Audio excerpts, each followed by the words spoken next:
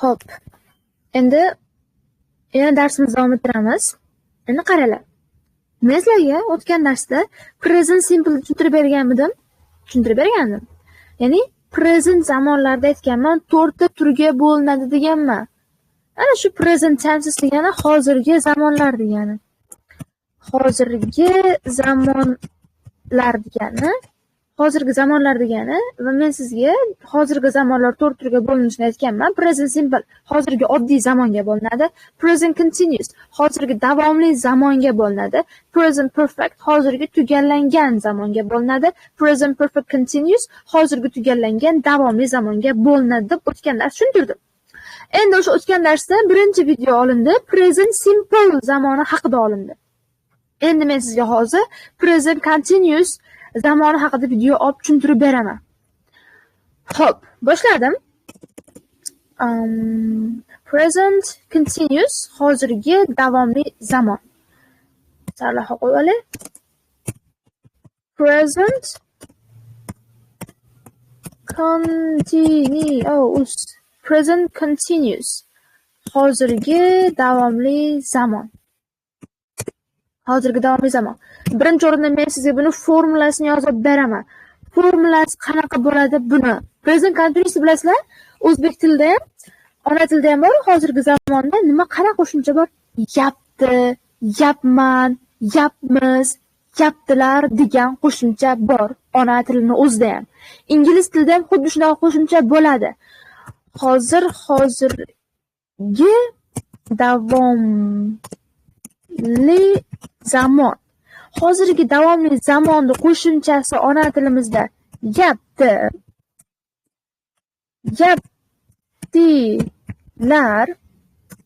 yaptilar,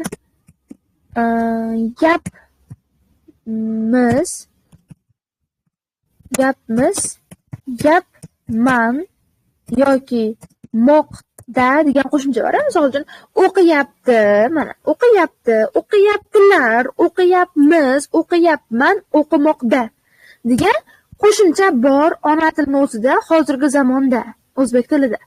Ingliz tilida ham xuddi shunaqa tarjima qilinadi. Yapti, yapman, yapmiz deb tarjima qilinadi. Endi e'tibor beringlar. O'sha yapti, yapman, yapmiz degan qo'shimchani ingliz tilida bitta qo'shimcha beradi. Bitta qo'shimcha. O'sha qo'shimcha ing bo'ladi.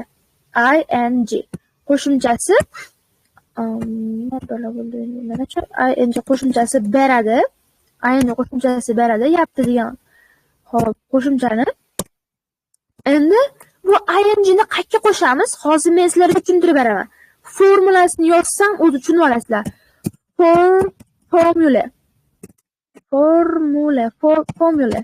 Mana formulasini yozadigan bo'lsam, mana formula dedim. Endi formulasini olib ketaman.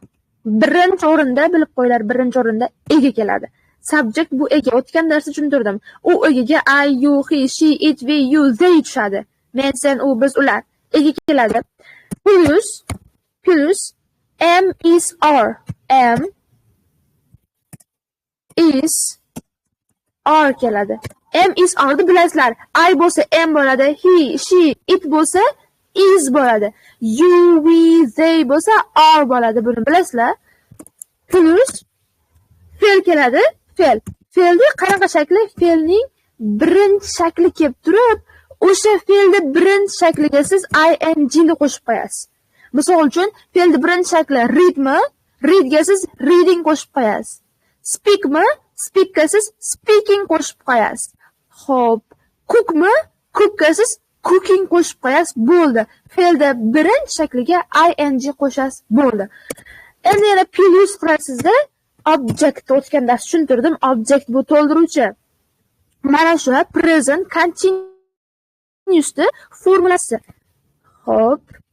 Mana shuni sarg'aytirib qo'ydim.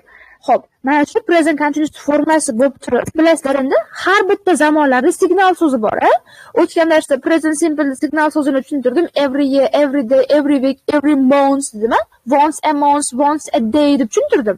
Present simple da signal so'zlarini. Endi present continuous da signal so'zlari, present continuous signal so'zlari qanaqa? Xo'p, now degani hozir degani. hozir degani. At the present degani ayni damda degani. At the moment. Moment degani ham ayni damda degani. Xo'p, right now degani ham ayni damda degani. Xo'p, for the time being degani ham nima degani? Ayni damda degani. Xo'p, o'zi bilasizlar, o'zi bunday o'ylab ko'ringlar. Hozirgi davr zamon. Endi xuddi shu signal so'zlar keladi. Misol uchun, men ayni damda dars o'tyapman. Men ayni damda choy ichyapman. Men ayni damda yozyapman. Men ayni damda pishiryapman. Men hozir uxlayapman. Endi uxlab turganingizda gapirmasangiz kerak-ku. Xo'p, men hozir nima desak bo'ladi? Kiyinyapman. Shunday gaplarni gapirasizlar, bo'ldi. For the time being bo'ldi. Mana shu signal so'zlari. Signal so'zi, tushunib olinglar. Mana shu signal so'zi. Endi qaranglar, uyga keladi birinchi o'rinda. I am, I'ga am deb moslasizlar, yoki am da olasizlar, yoki is da olasiz, yoki are da olasiz, egaga qarab. Verb ing qo'shasiz, plus object bo'ladi, keyin oxiri signal so'zlarini yozib qo'yasiz. Mana shu present continuous'ni formulasi.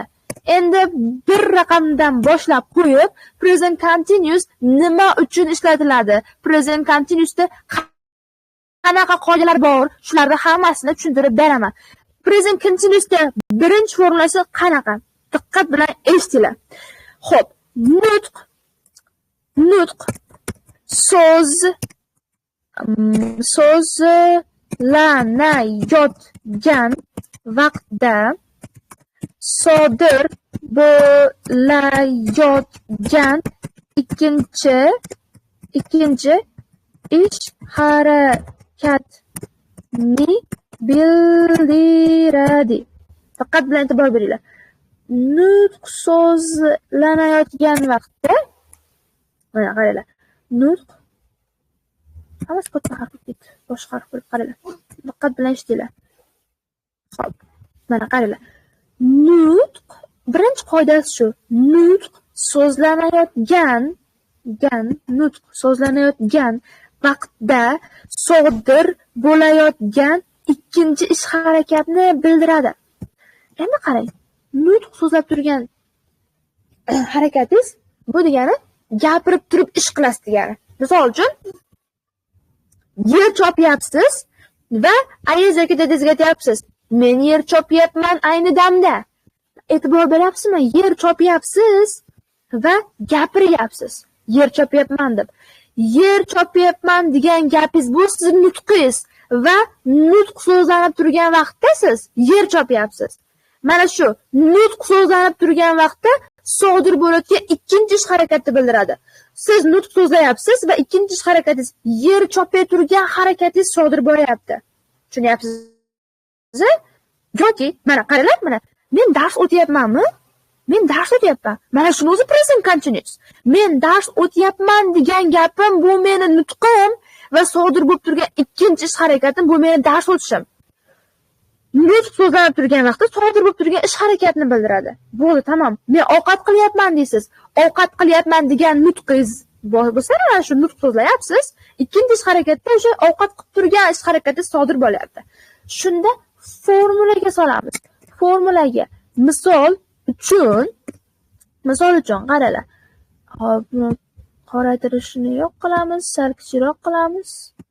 22. Xo'p, endi misol uchun ana formulani ko'ryapsizlarmi? Qaranglar, o'zbek tilida bitta gap tuzyapmiz. Men ayni damda ovqat pishiryapman degan gapimiz bo'lsa o'zbek tilida, mana shu shuni yozay, shuni. Nima bo'ldi? Qorayapti. 22 qildim-ku hozir ham. Ana. Qaranglar. Men o'zbek tilida tuzib olaylik. O'zbek tilida tuzib olamiz. Men ayni mana shu ayni damda, hozirda, hozir degan gaplarimiz tarjimasi mana shular. Now, at the present, at the moment, right now, for the time being, hammasi buni tarjimasi hozirda degani, tushundinglarmi? Endi nima yozyapman? Men ayni damda ovqat pishiryapman. Endi qaranglar. Diqqat bilan e'tibor beringlar. Xuddi shu gapni biz ingliz tilida present continuous zamoniga solamiz. Men ayni damda ovqat pishiryapman degan gapimiz. Shuni tagiga tushaman-da. E'tibor beringlar, formulada birinchi nima kelyapti? Ega kelyaptimi? Uni ega, subject kelyaptimi formulada? Demak, ona tilimizda egani topib olamiz. Ovqatni kim pishiryapti? Men pishiryapmanmi? Demak, I'ga am bo'ladimi? I am. Pishirmoq mana bir pishirmoq, bir bu fe'l. Bir bu fe'l. Ha? Fe'l. Pishirmoq, uxlamoq, turmoq, yozmoq, chopmoq kabi fe'llar mana shu verb bo'ladi. Endi pishirmoq degan so'z cookmi? Cookka mana fe'lni birinchi shakliga ing qo'sh deyapti. Cooking. I am cooking. Mana object. Nima pishiryapmanmi? Ovqat pishiryapmanmi? Meal bo'ladi. Qachon pishiryapman? Hozir pishiryapmanmi? Now bo'ladi. Xohlasangiz now deb qo'yasiz, xohlasangiz at the present qo'yasiz, xohlasangiz at the moment, xohlasangiz right now, xohlasangiz for the time being. Hammasi ma'nosi hozirda, ayni damda degan tarjimani beradi. Tushundinglar-a? Osonmi? Qiyin joyi yo'q. To'g'ridan to'g'ri egaga tushdimi?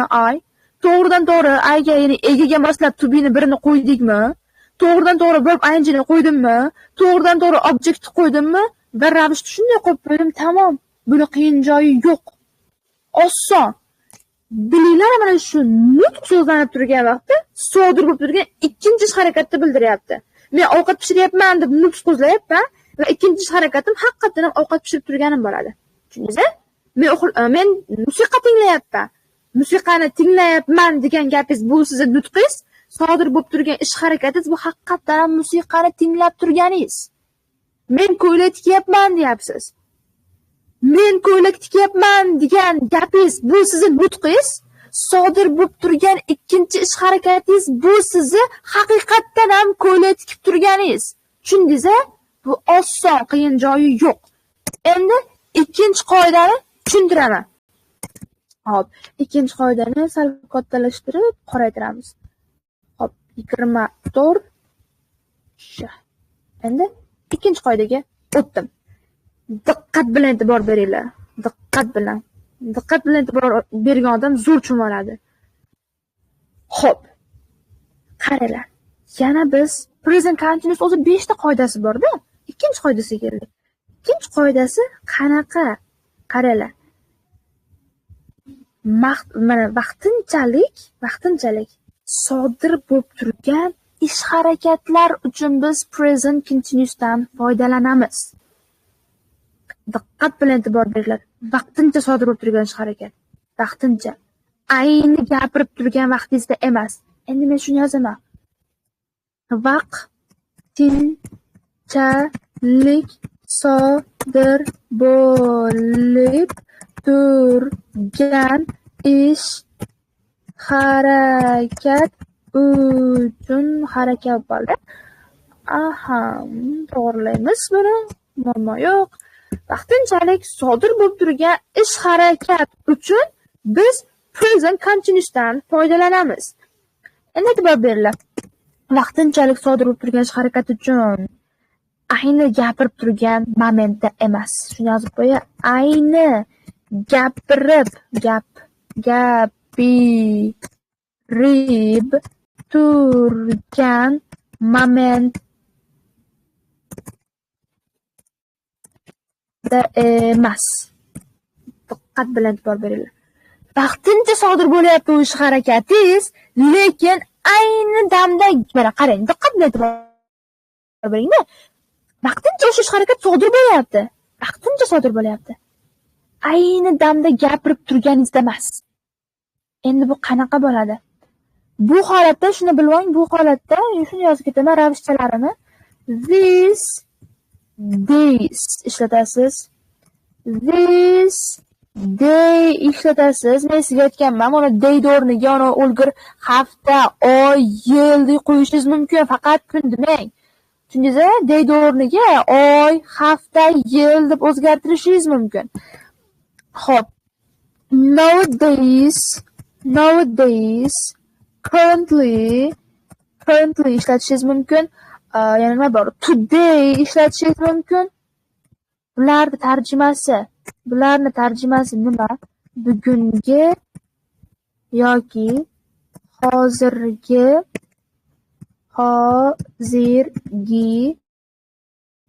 kunda degan. Bular bilinglar, mana shular gapda oxirida keladi. Aytgasi, gapning oxirida keladi. Tamam. Mana shu ikkinchi qoidamiz. Endi men sizga misol bilan tushuntirib beraman. Nima u o'zi vaqtinchalik ish harakat, nima bu gapirib turgan moment emas deb savol beryapsiz o'zingizga, bilib turibman. Endi shoshmasa shuni tushuntirib beraman. Qaranglar. Qarang. Siz hozir yotoqxonada, domlaning yotoqxonasida TTM imtihon topshirish uchun yotib tayyorgarlik ko'ryapsiz. Diqqat bilan e'tibor bering. Tayyorgarlik ko'ryapsiz. Siz u domlaning uyida bir umr yotib qolmaysiz. 2 yil yotishingiz mumkin uzog'i. 1 yil yotishingiz mumkin. 2 oy yotishingiz mumkin. Tushunyapsiz-a? Shunda aytasiz. Men hozirgi kunda domlalarni uyida turibman degan gapingiz present continuous'da bo'ladi. Tushunyapsiz-a? Yoki sizni tasavvur, mana shu birinchi gapni yozib qo'ying. Birinchi o'rinda subject keladimi? Ega, I, men, endi mendan tashqari gap tuzaylik, biz deylik. Biz yotib turibmiz, qolyapmiz. We'dan keyin are, staying, birga ing qo'shamiz. We are staying at the dormitory degani yotoqxona degani. Dormitory, mana qaranglar. Formulaga shunday tushyaptimi? Birinchi o'rinda ega keldi. To be, emizam bir-biriga egaga moslandi. V1ga ing qo'shilyapti va o'rin joy kelyapti. At the dormitory. Biz yotoqxonada turibmiz hozirgi kunda. Xohlasangiz this days ishlating. Xohlasangiz this days ishlating. Xohlasangiz nowadays, xohlasangiz currently, xohlasangiz today ishlating. Farqi yo'q. Tarjimasi bugungi kunda yoki hozirgi kunda deb tarjima qilinadi. Men aytmoqchiman, this days ishlatmoqchiman. Ko'zimga shu chiroyli ko'rinyapti. Bo'ldi. Ko'ryapsizmi? This days gapning oxirida kelyapti. Va bu vaqtinchalik ish harakatni bildiryapti. O'zbek tilida aytamiz-ku, men hozir domlalarda uyda yotib turibman. Mana shu hozirgi zamonni bildiryapti. Yoki tasavvur qiling, yana sizni xonangiz alohida, ukangiz xonasi alohida. Ikkovlaringning alohida xonalaring bor. Lekin sizni xonangiz endi tasavvur qiling, remont bo'lyapti. Endi remont bo'lgandan keyin ko'chishga majburmisiz qaysidir xonaga? Siz endi ukangiz xonasiga ko'chdingiz. Shunda aytyapsiz, men hozirgi kundagi bu haftacha, mana shu day o'rniga biz haftani olishimiz mumkin deyapmiz. Mana shu haftacha, ya'ni ustalar chiqib ketguncha, remont bo'lguncha, mana shu haftacha ukamning xonasida turibman. Ko'ryapsizmi? Turyapman. Gapman qo'shimchasi bormi bu yerda? Mana shu present continuous'da tuziladi. Mana shu vaqtinchalik ish harakat. Tushunyapsiz-a? Vaqtinchalik ish harakat. Shunda endi she qilaylik. She'ga is bo'ladimi? Is. Xo'p, endi turmoq o'rniga boshqa narsa, ikkita turmoq kelib qolyapti ekanda, boshqa narsa deymizmi? Qarang, ko'ringlar. Xo'p, sizga pulingiz yo'q kitob sotib olishga. Diqqat bilan e'tibor bering. Pulingiz yo'q kitob sotib olishga. Shuning uchun siz o'rtog'ingizdan qarziga olib kitobini o'qib turibsiz. Shunda aytasiz, men shu bir oycha o'rtog'imning kitobidan foydalanib turibman. Vaqtinchalik. Siz o'zingizga bir umr olib qo'yganingiz yo'q, siz uni qaytarib berasiz. Yoki qizlarda ommalashib ketgan, yotoqxonada ayniqsa o'rtoqlarining kiyimlarini kiyib ketadi, yoki tuflisini, ko'ylagini, sharfini olib ketadi. Shunda bir umrga o'ra ketgan yo'q-ku. Buguncha o'rayapti yoki bir haftacha o'rayapti. Men Mubinani ro'molini bu kunda o'rab turibman. Tushunyapsiz-a? Foydalanib turibman. Tushunyapsiz-a? Mana shunaqa.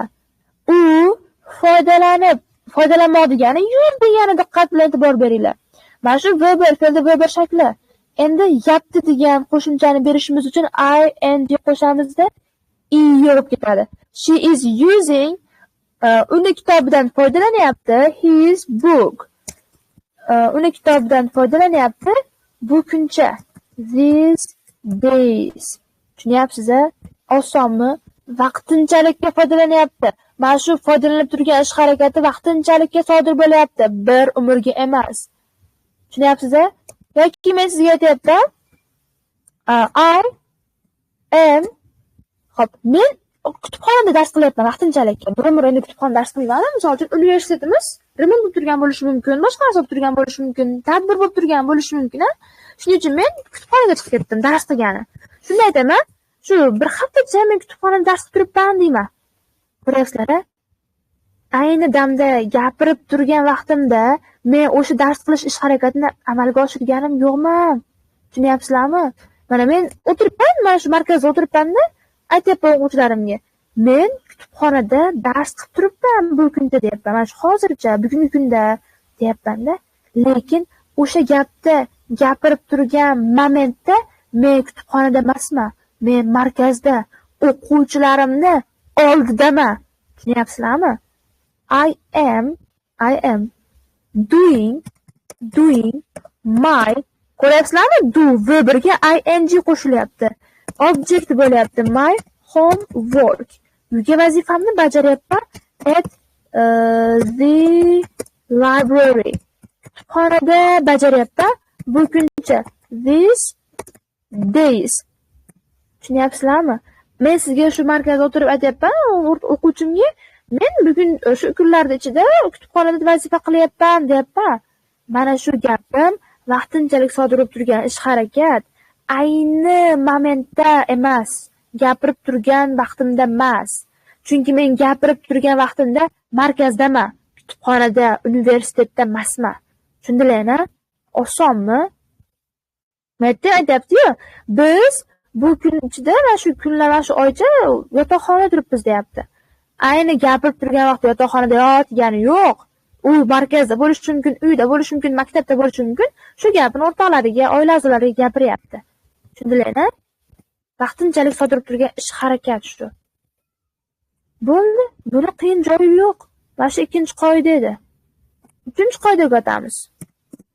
Uchinchi qoidada endi qanaqa bo'ladi? Ona tilida o'zida ham bor. E'tibor beringlar. Kelajak uchun rejalashtirilgan ish harakatlarda ham present continuous dan foydalanamiz. O'zimiz ona tilida aytamiz-ku, men ertaga toqqa ketyapman. Ko'rasizlarmi? Yapman degan qo'shimcha bor. Men ertaga toqqa ketyapman. Diqqat qilyapsizlarmi?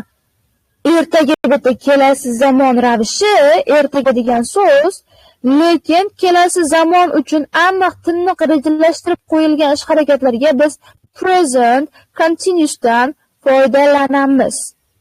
Tushunyapsiz-a? Yozaman. Kelasi zamon uchun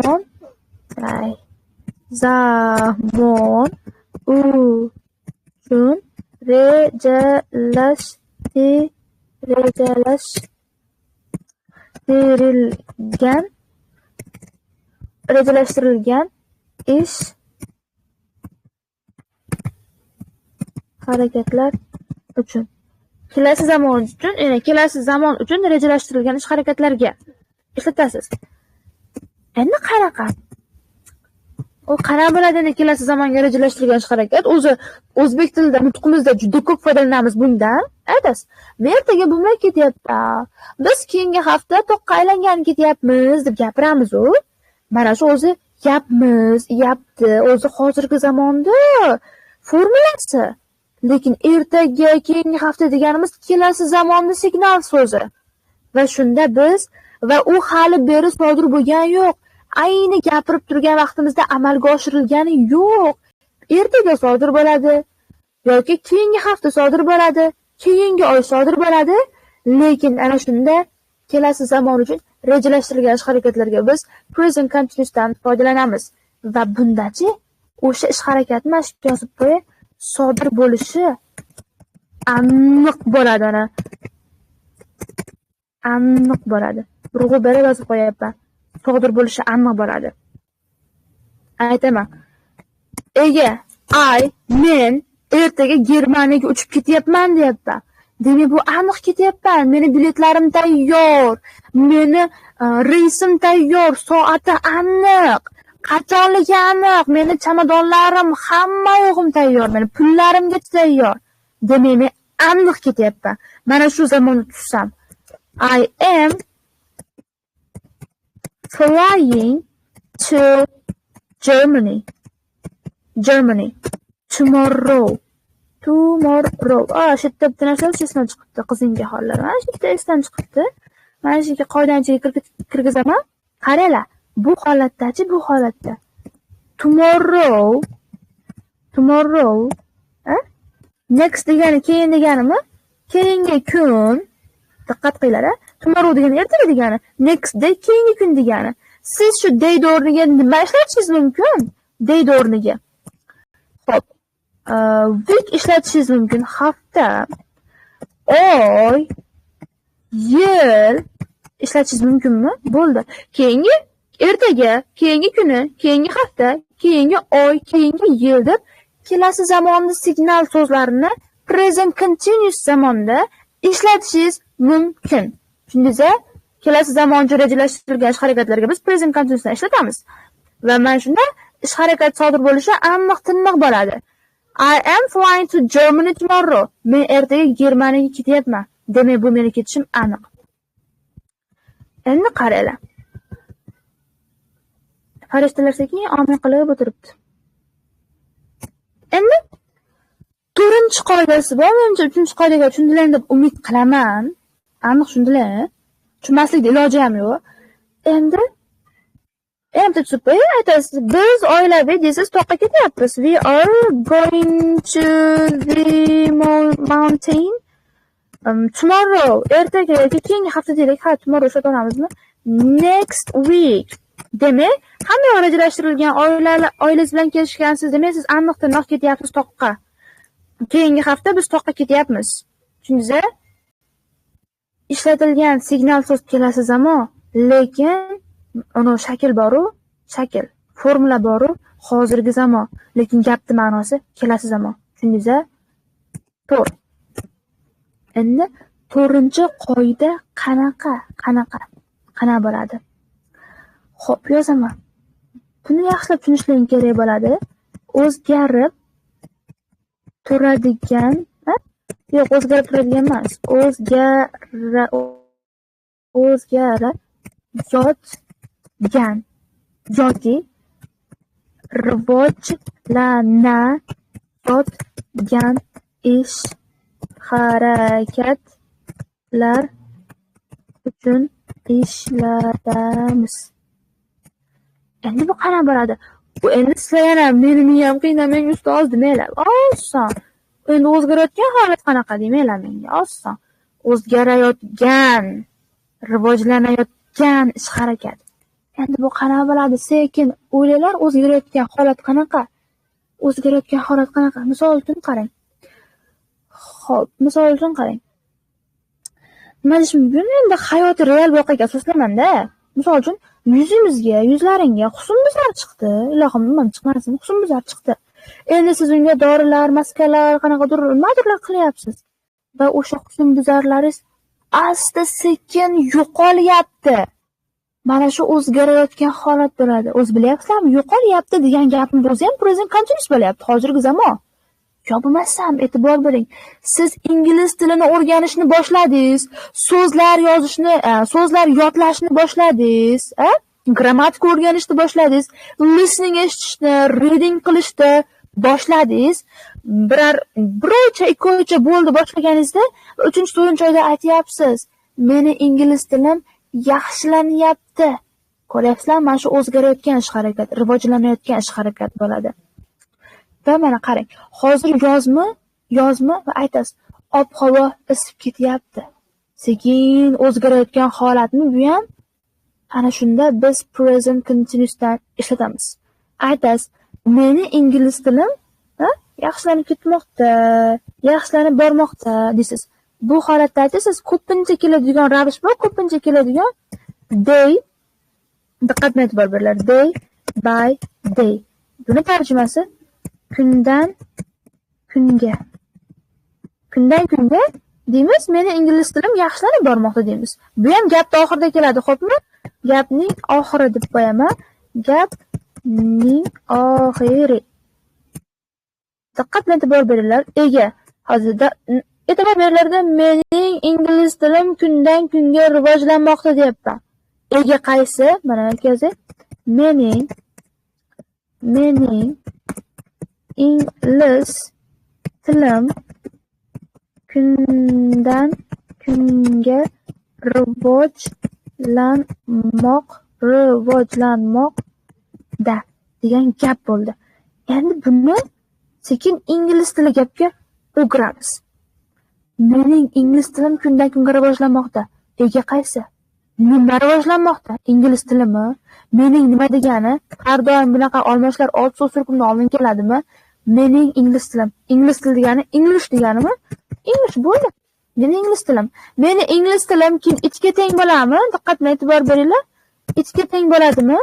Itga teng bo'lganligi uchun qaranglar. Ana hayvon itmayapti. Olmashlar bor, o'sha itga deb ana. Itga teng bo'ladimi? Itga teng bo'lganligi uchun am is ordan is bo'ladimi? Rivojlanmoq, yaxshilanmoq, improve deganimi? Improve yaxshilanmoq degani bo'lsa, biz ing qo'shishimiz kerak. Eslasalaring, ing qo'shishimiz kerak. Shunda ing ni qo'shamiz. Improving, yaxshilanyapti. Kundan kunga, day by day. Bo'ldi. Mana shu o'zgarayotgan, rivojlanayotgan holat. Va keyingi gapni yozaman. Keyingi gap bo'ladi. Ob-havo kundan kunga isib bormoqda desam, bu ham asta-sekin o'zgarayotgan holatmi? Endi shunda ingliz tiliga o'giramiz. Bitta ega qaysi? Mana kundan kunga ravish ekan, isib bormoqda fer ekan. Demak, ob-havo nima o'zgaryapti? Nimasi boryapti? Ob-havomi? Demak, shu ega. Ob-havo nima degani? Ob-havo weathermi? Weather degan ob-havomi? Endi bu ob-havoni o'zi ham teng bo'ladi. Itga teng bo'lganligi uchun is bo'ladimi? Ob-havo isib bormoqda. Bitta narsa bilinglarki, get degan fe'l bor. Mana shu fe'lni birinchi shakli bo'lsa, ikkitalashadi. Getting hot degani issig'i, getting hot. Isib bormoqda, kundan kun qolib ketdi. Day by day. Endi shu yerda diqqat bilan e'tibor qilinglar. Sizlarga bitta narsani tushuntirib ketaman. Mana shu iborani tushuntirib ketaman. Getdi. Get degani olmoq degani-yu. Nimaga endi isib bormoqda degan tarjima bo'lib qolyapti deb o'ylab turgan odamlarga shuni tushuntirib beraman. Diqqat bilan e'tibor bersalaring tushunib olasizlar. Qiyin joy qolmaydi buni ham. Hozir getting hotni belgilaymiz. Hop, belgiladim. Ha? Qizil belgilaydi. Temperatura qizil qo'shdi desam. Hop. Getting hot degan, endi aynan getting hot emas. Get degan fe'l bor, a? Qolishsa, get degan fe'l bor. Bu o'zi olmoq degani, olmoq. Endi e'tibor beringlar. Diqqat bilan e'tibor beringlar. Va haqiqatda ketma. Ha, bo'ldi. Getdan keyin plus. Hop, get olmoq, qaranglar. Getdan keyin plus adjective. Adjective. Ya'ni bu nima? Sifatmi? Sifat kelsa, o'sha sifat bilan tarjima qilinadi. Endi qanaqa? Hozir get hot dediga ismoq degani. Get plus keldi, hot. Issiq bo'ldi sifatmi? Get hot ismoq bo'ldi. Get bilan chiroyli keldi. Chiroyli bo'lib ketyapti borgan sari, deymiz. Chiroyli bo'lmoq. Get beautiful. Get bored. Bored sifatmi? Zerikkan degan sifatmi?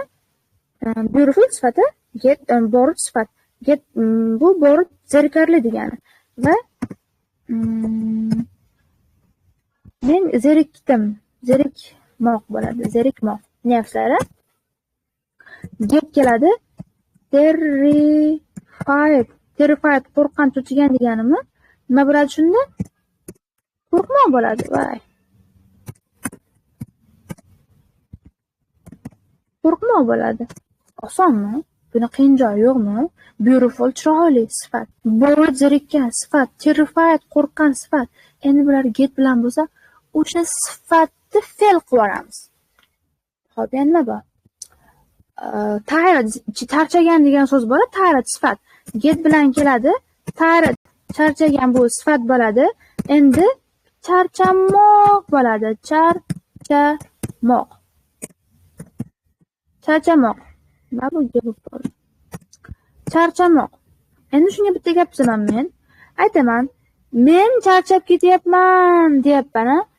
Present continuous formulasini mashqga bitta yozib eslatib ketay.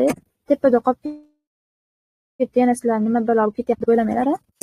E'tiborlaringcha am is are eslatib o'taman. Mana shu present continuous formulasi edi.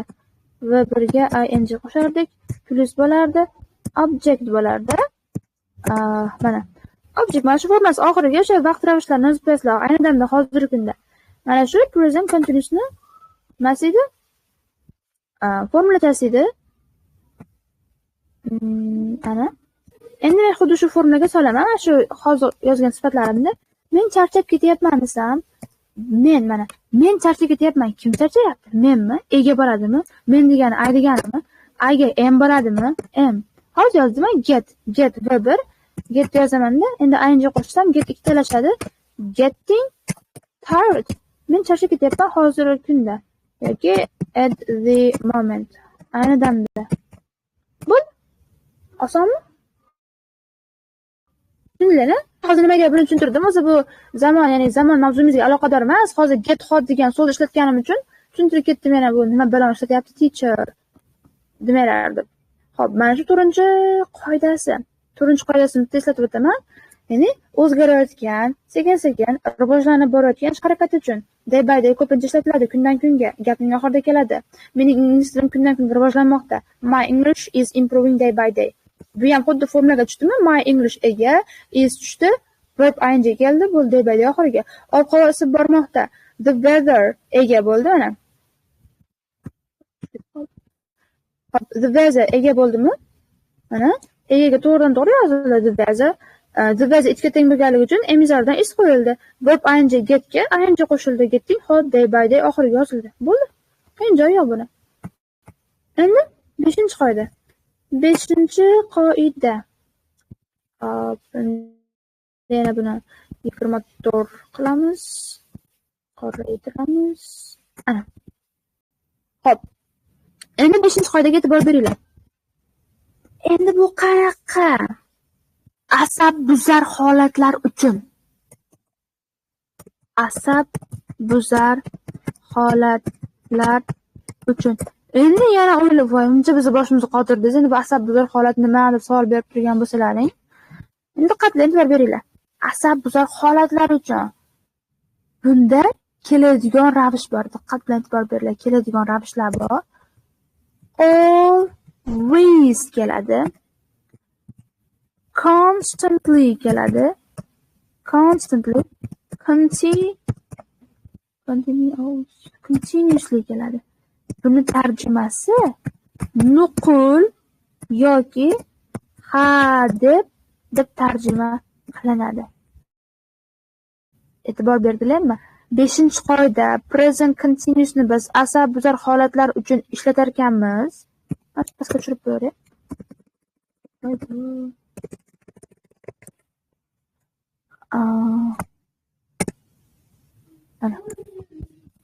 Asab buzar holatlar uchun ishlatamiz ekan. Va mana shu holatda biz har doim always, constantly, continuously ravishlardan foydalanamiz. E'tibor beryapsizlarmi? Shu ravishlardan foydalanamiz.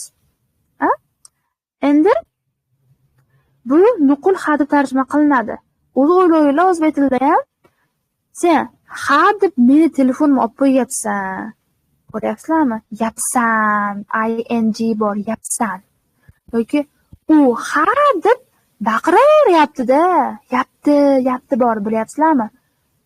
Yoki u ha deb nuqul meni jig'imga tegyapti, deyapmiz-a? Yapti, bormi bu yerda ham? Yapti. Demak, asab buzar holatlar uchun biz present continuous deb foydalanamiz. Misol uchun, Example. Yana shu formulaga tushiramiz. Formulani tepaga mana shu formula tursa eslaydi. Mana shu formula subject plus am is are plus verb ing plus object. Mana shu formula. Endi sizlarga formulasini berib 5-da samdiro bo'ladi. Ega qo'yasizlar. Mana ega qo'yasizlar. Plus qo'yasiz. Mana hozir yozdimmi? Always, constantly, continuously ravishlarni yozdimmi? Nuqul hadi deganlarini. Shuni egidan keyin yozasizlar, xo'pmi? Egidan keyin yozasizlar. Gapda oxirida emas. Qolganlardan bular farq qiladi. Constantly ni egidan keyin yozasiz. Continuously ni egidan keyin yozasiz. Continuously ni egidan keyin yozasiz. Plus qo'yasiz endi. Fe'lni birinchi shakliga ing ni qo'shasiz, plus qo'shasiz, plus qo'yasiz, object qo'yasiz. Bo'ldi. Mana shu formulasi. 5-qoidaning formulasi. Formula o'zi juda farq qilmaydi. Nimaga buni boshqa yozib berdim? Chunki uni always, constantly, continuouslylar gapda oxirida kelmaydi-da. Ega va kesimda o'rtasida kelganligi uchun shunaqa qilib alohida yozib berdim. Mana shuni yozib olar, diqqat bilan yodlab olarki. Endi gap tuzaman shunga. Gap tuzaman, aytaman. Xo'p, aytamiz, u hadeb kalitlarni unutib qo'yapti. Bilasizlarmi, o'zi mana shu asab buzarda jig'iga tegadigan holat bo'lyaptimi? U o'zbekchasiga yozib olaman. U hadeb kalitlarini unutib qo'yapti dedimi? Bo'ldi. Mana shu o'zbekcha gap. Endi biz shuni inglizchaga quramiz. Misol uchun o'g'il bolaga nisbatan aytyapsizmi? He. Qiz bolaga nisbatan aytyapsizmi? She bo'ladi. Men o'g'il bolaga nisbatan aytmoqchiman. Bu yerda kim unutib qo'yapti? Umi? Demak, bu ega bo'ladimi? Ega boshida keladimi gapni? Men he ketganligim uchun he qilaman. He ga am is are bo'ldi. Hadeb degan so'z qolib ketardi hozir. He always nuqul qizingga holla. Mayda emizor qolib ketibdi-yu. Shuning uchun hozir men mayli. Kimlar adashmaydi degan gap bor-u, hamma adashadi. Faqatgina murdalar adashmaydigan gap bor-a? O'zimiz oqlab qo'yamiz endi. Mana shu yerda emizor qolib ketibdi, shoshib qolibman. Shundaylar, mana shu yerda bilib oylab o'tibdi, qarab, yaxshi diqqat bilan eshitib oylar yana. Mana ega, am is are, always, constantly, continuously, verb ing keyin object bo'ladi, xo'pmi? Mana shu hozir nimadir to'rtta xato ketib turadi, mana shu xato ketganda. Ega is bo'ladimi? Mana ega qo'yasiz birinchi, am is are the mostlysiz, always, xohlasiz, constantly, xohlasiz, continuously, verb ing plus object. Bo'ldi. Mana shunaqa bo'ladi formulasi. Keyin yana u hadeb kalitlarni unutib qo'yapti. Kim unutyapti u? He ga is tushadimi am is are da is. Keyingisi always mikan? Men always olish toqadim always. Endi verb ing mikan? Unutmoq nima degani? Forget degan unutmoq degani. Endi siz bunga ing qo'shishingiz kerakmi? Va bunda forgetda t yana ikkita bo'ladi. Forgetting. Unutib qo'yapti kalitlarini. Kimi kalitlarini? O'zini kalitlarini. Kalit degani keys. Bo'ldi. Mana shu 5-qoidasi. Tushundilaring deb o'ylayman. Bo'ldi. Mana shu boshqa qoidasi yo'q present continuous'da. Endi men sizga hozir nimasini yozib beraman aytaymi? Tepada faqat darak shaklini ko'rib chiqdik. Endi buni so'roq shakli ham bor. So'roq. Bitta formulasini yodib ketaylik. Darak shaklda formulasi bo'ldi. Subject bo'ldi. Mana. Hozir tepada xato qildim, ekan turdim. Subject bo'ldi. Am is are bo'ldi. Niqatda o'tib ketdi bular. Plus bo'ldi.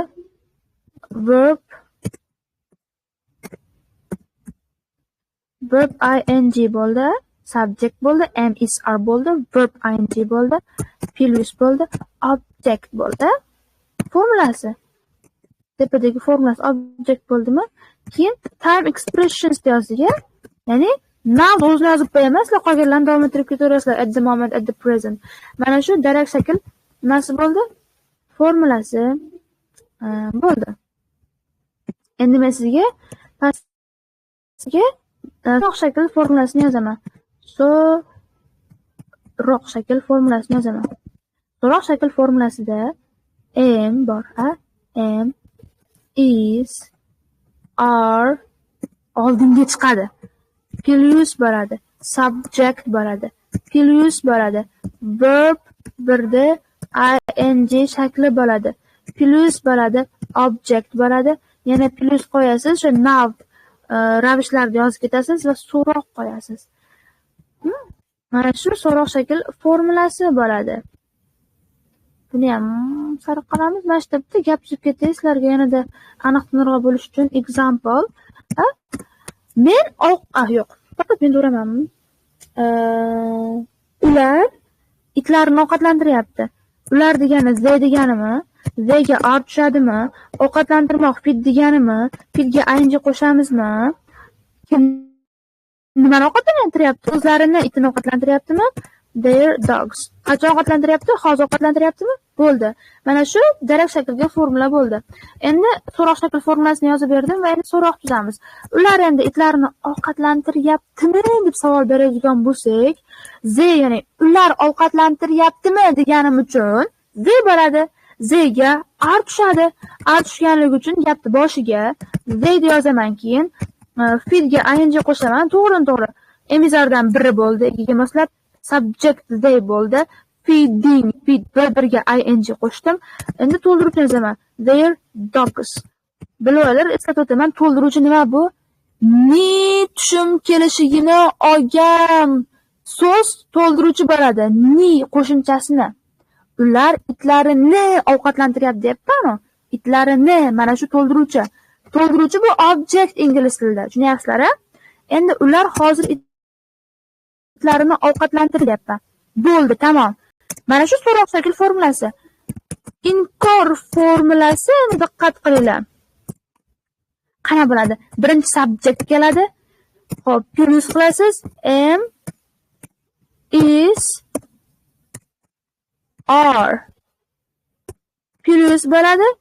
Fe'l birinchi shakliga ing ni qo'shasiz, plus qilasiz, object bo'ladi.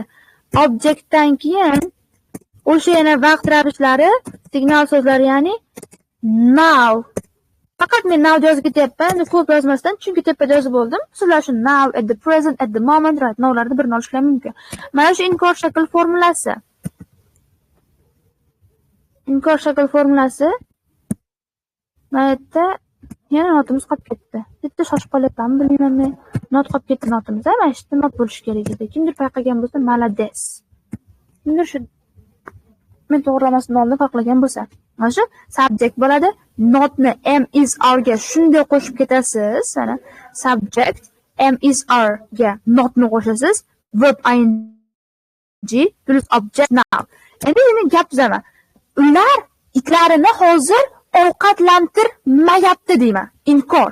Ular they example yozmadim boshda. Example they ular ovqatlantirmayaptimi? Theyga are bo'ladimi? To'g'ri, ardan keyin not qo'yapmanmi? Not. Ovqatlantirmoq degani feed deganimi? Feedga ing qo'shamanmi? Ularning itlarini dogs itlarini hozir ovqatlantirmayapti. Bo'ldi. Mana shu inkor shakl formulasi. Tushundilar-a? Men umid qilamanki tushundilar. Chunki tushunmaslikda iloji yo'q. Qayta ko'rishlaring ham mumkin buni. Endi shu videoni ishlatib qo'yay. Kim shu videoni ko'rsa, hammaga kim shu videoni ko'rgan bo'lsa, diqqat bilan e'tibor beringlar. Kim shuni video ko'rgan bo'lsa, darakka 100 ta gap tuzasiz. Xuddi o'sha 100 ta gap darakini inkorga o'tkazasiz. Tushunyapsiz-a? Keyin xuddi o'sha gapni so'roqqa o'tkazasiz. Endi bitta narsaga e'tibor beringlar, bitta narsaga. Orada shunday hiylakorlar ham paydo bo'lib qolyapti, hiylakorlar ham. Endi hiylakorlar nima deyapman? Videoni oxirigacha ko'rmayapti. Bitta narsaga bildiringlar. Agar kim chetda hiyla qilamiz o'zi. Agar kim videoni oxirigacha ko'rsa, agar kim videoni oxirigacha ko'rsa, uni nomlaring bor-ku, nomlaring. Misol uchun meni ismim Orzuxon Erkinova Furqatjon Stotir bo'lib chiqadi-yu. Ana o'shani boshiga meniki Orzuxonu, boshiga 3 ta undov qo'yib qo'yinglar. Tushundilaringmi? Foydalanuvchi nomlaringizda ismlaringni boshiga qo'yinglar. Chunki ba'zi birlar ko'rmayapti. Ana o'shanda men bilib olaman kim ko'rgan, kim ko'rmaganligini. Tushunyapsizlar? 3 ta undov qo'yib qo'yinglar. Endi qanaqa qo'yasizlar? Mana. Qanaqa qilamiz? Telegram bo'lsam, men Telegramnikini ulashaman. Hop, mana misol uchun aytdim, meni ismim bor, kirsam, my profile, kirsam, mana qalamchasiga bossam, tahrirlash chiqadimi? Tahrirlashda meni ismim mana, ana işte ismim bo'lsa, ismim.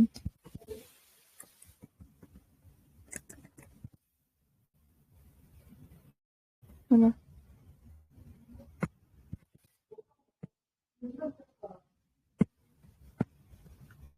Hop, oxiriga ham qo'yaveringlar, farqi yo'qmi? Bosyapti.